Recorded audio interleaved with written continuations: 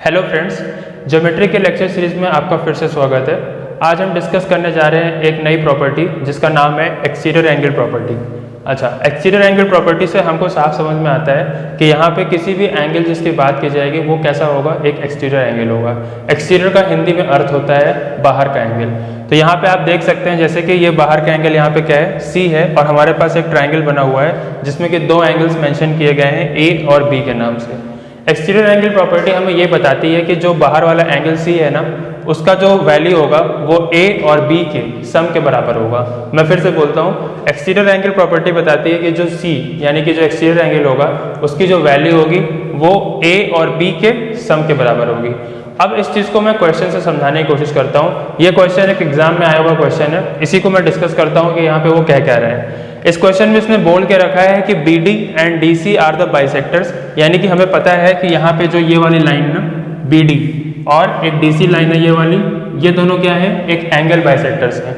अब angle bisector से बात बहुत क्लियर हो जाती है कि यहाँ पे जब ये लाइन आके किसी एंगल को काटेगी तो वो दो इक्वल पार्ट्स में काटेगी, यानी कि यहाँ पे जो x और x जो यहाँ पे जो मैंने मेंशन किया है, इन दोनों की वैल्यूज क्या होगी, सेम होगी। अच्छा, अब यहाँ पे हमारे पास इसी तरीके से DC है, DC की लाइन में जब आके यहाँ पे एंगल AC वाले पार्ट को काटेगी तो ये भी क्या करेगी, एक इक्वल पार्ट में काटेगी, जो कि हमारा y और y से मैंने रिप्रेजेंटेशन किया है। ठीक है, अब हमारे पास कुछ ऑप्शंस दिए हुए हैं, हमसे पूछा क्या है, z की वैल्यू निकालनी है, यानी कि हमें कौन सा वैल्यू निकालना है, एंगल BAC जिसको मैंने z से रिप्रेजेंट किया है उसकी वैल्यू हमें निकालनी है। यहाँ पे मेरे पास ऑप्शन है 50 है, 40 है, 30 है, 60 है। अब इस तरह के क्वेश्चंस को अप्रोच करने के लिए क्या करना होगा, देखिए एग्जाम्स में हमारे पास क्वेश्चन को आंसर से मतलब होता है हमको OMR की शीट को भरना रहता है, ना ही हमको उसका सोल्यूशन दिखाना रहता है। ठीक है, यही क्वेश्चन अगर बोर्ड में आ रहा होता तो इसको प्रॉपर्ली एक मेथड से करना रहता है, नहीं तो उसके विदाउट नंबर नहीं मिलते हैं। लेकिन अगर मैं इस क्वेश्चन को एग्जाम के पॉइंट ऑफ व्यू से देखो, जहाँ पे हमको कॉम्पिटिशन एग्जाम में टाइम की कमी होती है, वहाँ पे अगर इस क्वेश्चन को निकालना होगा तो सिंपल है, हमको यहाँ पे हिट एंड ट्रायल मेथड का अप्रोच करेंगे, एक्सटीरियर एंगल प्रॉपर्टी की हेल्प लेंगे और आंसर निकालेंगे, क्वेश्चन टिक करेंगे, आगे बढ़ेंगे। ठीक है, तो अब हम आगे देखते हैं इसमें क्या कर सकते हैं। अगर मैंने यहाँ पे x की वैल्यू को 50 एज्यूम किया, सपोज करिए यहाँ पे अगर मैंने x की वैल्यू को क्या लिया, 50 लिया, तो हमको पता है कि एक्सटीरियर एंगल प्रॉपर्टी से ये वाली प्रॉपर्टी में भी अगर ये बाइसेक्टर है तो ये क्या हो जाएगा, 50 हो जाएगा, क्योंकि ये दोनों इक्वल पार्ट्स में एक दूसरे को डिवाइड कर रहे हैं। इस ट्रायंगल को जरा ध्यान से देखिएगा, BD और C वाले को, BDC वाले में मैंने एक्सटीरियर एंगल प्रॉपर्टी यूज करूंगा, ये 50 है और ये 20 है, इन दोनों का सम मिला के हमारा ये वाला y बनेगा, जो कि इसकी वैल्यू क्या हो जाएगी, 70 डिग्री हो जाएगी। ठीक है, अच्छा, अब ये 70 है तो हमें पता होगा क्योंकि ये भी 70 होगा, क्योंकि यहाँ पे ये दोनों को इक्वल पार्ट में डिवाइड कर रहा है, तो 70 ये और 70 ये हो जाएगा। ठीक है, अगर ये 70 है तो हमें पता हो गया कि ये 70 मिला के टोटल एंगल होगा कितना, 2y, जिसकी वैल्यू क्या हो जाएगी, 140 डिग्री। ठीक है, इन दोनों का अगर मैं सम करूं ये बड़े वाले एंगल का, तो ये कितना हो जाएगा, 50-50 मिला के 100 डिग्री। अब आप देख सकते हैं यहाँ पे ये 40 वाला, सॉरी माफ कीजिएगा, 140 होगा यहाँ पे, और ये वाला क्या होगा, 100 होगा। अब ये 140 है, इसका सम इस वाले और z वाले वैल्यू के बराबर होना चाहिए, इन दोनों को अगर सम करूँ तो इसके बराबर होना चाहिए। तो मेरे पास साफ साफ एक वैल्यू दिख रही है, 100 plus z is equal to 140, और z की वैल्यू क्या हो गई, 40 डिग्री। ऑप्शन बी सही है, और उसके बाद इस क्वेश्चन को मैं टिक करूंगा, आगे बढ़ूंगा। अगर इसी चीज़ को मैं एग्जाम में अप्रोच करता तो मेरे को शायद यहाँ पे लीनियर इक्वेशन बनानी पड़ती, लीनियर इक्वेशन बनाता, उसको मैं सॉल्व करता, उसके बाद जाके मेरा वैल्यू आता, तो वो टाइम टेकिंग होता।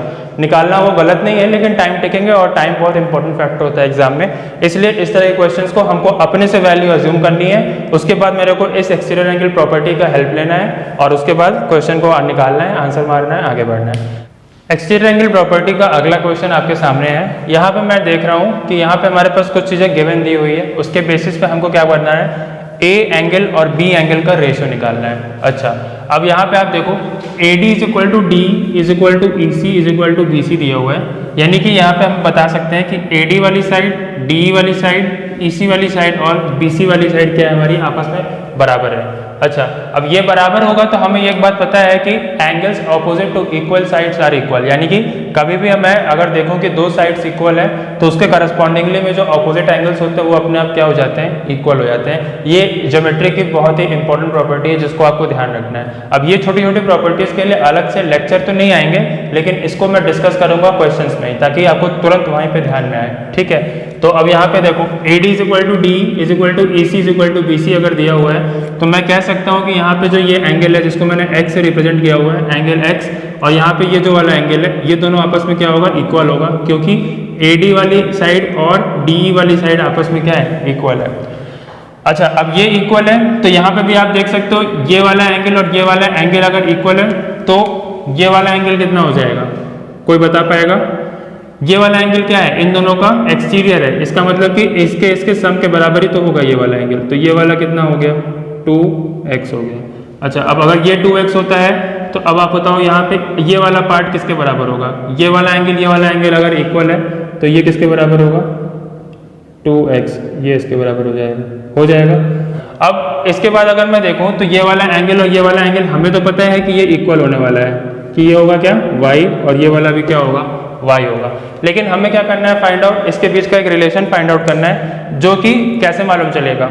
अगर आप दिमाग लगाओगे यहाँ पे तो यहाँ पे मेरे पास क्या है, x दिया हुआ है, ये दोनों तो बराबर होगा क्योंकि मैंने अभी बताया क्या कि यहाँ पे जो भी एंगल्स होंगे वो इक्वल होंगे अगर उसके ऑपोजिट साइड्स इक्वल है, ठीक है।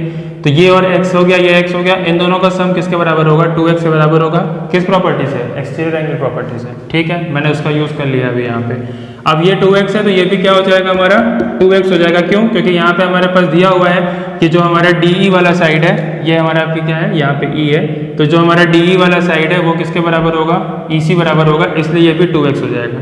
अच्छा, अब बात आती है हमारे पास y तक पहुंचने की। y तक हम कैसे पहुंचेंगे, यहाँ पे मैं थोड़ा सा E को रब कर रहा हूँ और यहाँ पे मैं क्या कर रहा हूँ, इस लाइन को हल्का सा एक्सटेंड कर रहा हूँ ताकि आपको क्लैरिटी मिल जाए कि एक्सटीरियर एंगल प्रॉपर्टी यहाँ पे यूज किस तरीके से हो रही है, ठीक है। अच्छा, अब ये 2x हो गया, ये 2x हो गया, इन दोनों का सम ही क्या होगा, 4x होगा ना। तो 4x तो बनेगा, लेकिन कहाँ बनेगा वो इंपॉर्टेंट है, कहाँ बनेगा, ये इस जगह पे बनेगा। कैसे बना, इस प्रॉपर्टी वाले ट्रायंगल को थोड़ा सा बाहर निकालता हूँ और इसको मैं कुछ इस तरीके से जोड़ने की कोशिश करता हूँ, उसके बाद आपको क्लियरली समझ में आ जाएगा कि ये वाला पार्ट कहाँ बना है, ये यहाँ बना है, समझ में आ रहा है। ये 2x है और ये 2x है, इनका जो एक्सटीरियर एंगल क्या बनेगा, 4x यहाँ बनेगा, ठीक है। चलो अब आगे आते हैं, आगे आने पे ये वाली लाइन को भी मैं हल्का सा एक्सटेंड करूंगा आगे की तरफ, तो ये x बना है, अब ये x और ये वाला भी क्या हो जाएगा, x हो जाएगा, क्यों, क्योंकि ये हमारा आपस में कैसे है, इक्वल एंगल है, किस प्रॉपर्टी से, वर्टिकली अपोजिट एंगल से, ठीक है। अच्छा, अब ये आप देख सकते हो ये x है, यहाँ पे ये दोनों लाइन आपस में क्या की, एक दूसरे को इंटरसेक्ट की है, तो इन दोनों का एंगल्स क्या हो जाएगा, ऑपोजिटली इक्वल हो जाएगा। तो यहाँ से मैं कह सकता हूँ कि angle x plus Y is equal to क्या हो जाएगा, 4x हो जाएगा। तो y की वैल्यू यहाँ से क्या आ गई, 4x में से मैंने x को हटाया, इज इक्वल टू क्या आ गया, 3x आ गया। तो y की वैल्यू यहाँ पे मेरी कितनी आ गई, 3x आ गई, और यहाँ पे भी मेरा कितना आ गया, 3x आ गया। आप जानते ही होंगे यहाँ पे दोनों एंगल्स का इक्वल होना इंपॉर्टेंट है क्योंकि ये दोनों साइड्स इक्वल हैं, तो अगर ये 3x है तो ये भी क्या हो जाएगा, 3x हो जाएगा। समझ में आया बात, ठीक है। 3x ये हो गया और ये वाला क्या था, x था। हमसे किसका रेशो पूछा था, एंगल A और एंगल B का, तो एंगल A हमारा कितना आया है, x आया है, एंगल B कितना आया है, 3x आया है, तो एंगल A अपॉन में angle B is equal to क्या हो जाएगा, x अपॉन में 3x, x से x उड़ा देते हैं तो ये क्या आ जाएगा, 1:3, यानी कि एंगल A और एंगल B के बीच का रेशियो कितना आ गया, 1:3। एंगल B 3 टाइम्स बड़ा है एंगल A से, तो जो भी ऑप्शन होगा उसमें एक ऑप्शन ये भी होगा, उसको टिक करेंगे, फिर खत्म हो जाएगा ये क्वेश्चन, ठीक है। आगे आने वाले लेक्चर्स में कुछ इसी तरह के क्वेश्चंस और डिस्कस करेंगे और नई प्रॉपर्टीज बताएंगे ट्रायंगल से रिलेटेड। तब तक के लिए धन्यवाद।